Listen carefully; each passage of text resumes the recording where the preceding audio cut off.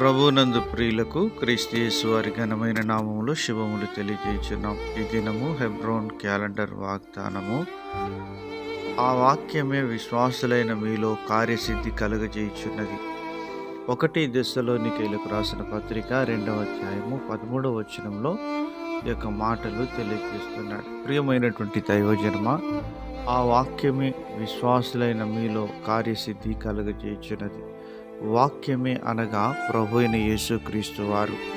వాక్యమై ఉన్నటువంటి దేవుడు మనలో కార్యసిద్ధి కలుగజేయుచున్నాడు అని దేవుని వాక్యం ఎంతో ఖచ్చితంగా మనకు సెలవిస్తున్నది. అపోస్తలుడైన పౌలు గారు ఫిలిప్పీలకు రాస్తూ 1వ అధ్యాయం 6వ వచనంలో ఆయన అంటున్నాడు, మరి మీలో ఈ సత్క్రియను ఆరంభించిన వాడు యేసుక్రీస్తు దినం వరకు దానిని కొనసాగించునని రూఢిగా నమ్ముచున్నానని ఆయన మాట్లాడుతున్నాడు. ప్రియమైనటువంటి దేవుని ప్రజలారా, దేవుడు మనలో ఆరంభించిన ఆ సత్క్రియ మరి తన రాకడ వరకు ఆయన కొనసాగించే నమ్మకస్తుడైనటువంటి నాయకుడిగా ఉంటున్నాడు.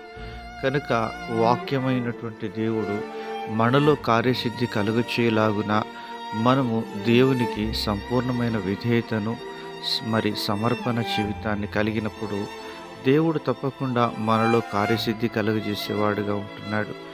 మరి దేవుని వాక్యంలో రాయబడుతున్న మాట సామెతల గ్రంథం 3వ అధ్యాయంలో అంటున్నాడు, మీ స్వబుద్ధిని ఆధారం చేసుకొనక అని ప్రభు మాట్లాడుతున్నాడు.